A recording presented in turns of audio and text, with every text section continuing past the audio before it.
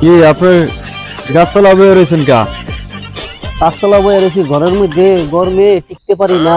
ভিতরে জ্বালা বাইরে জ্বালা, এক সাইড ফ্যানের বাতাসও কুলায় না, ঘন ঘন কারেন্ট যায়।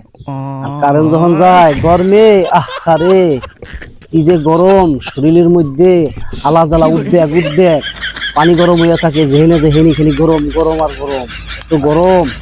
গাছতলা বইছি, এহেনও গরম, টিকতে পারতাছি না।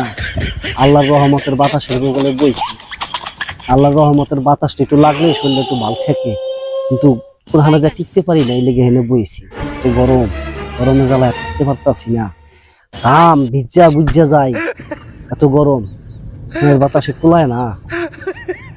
আরে তাই আপনি তো আল্লাহর রহমতে যে ন্যাচারাল প্রকৃত বাতাস খাইতেছেন, যাও তারপর হাত পা খাওয়া বাতাস করতেছেন।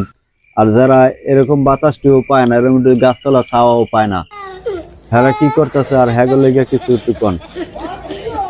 যাদের বাতাস পাইতেছে না, মরুভূমি, তাদের তো আরো আমার থেকে আরো বেশি কষ্ট। আল্লাহ যেন তাদেরকে কষ্ট দূর করিয়া দেয়, ঠান্ডা করিয়া দেয়, আর মানে শহর মতো তৌফিক দান করে, ধৈর্য দান করে, ধৈর্য দান করে।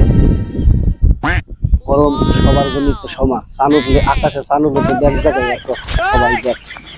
গরম তো সব জায়গায় একরকম গরম, কোনো জায়গায় একটু বেশি, কোনো জায়গায় একটু কম। আমার ওই জায়গাটা একটু গরমটা বেশি, অতিরিক্ত গরম।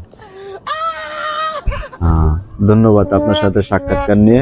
জাগো এসি আছে কতটা ঠান্ডা। ভালো লাগলো। আসসালামু আলাইকুম। ওয়ালাইকুম আসসালাম রহমতুল্লাহ।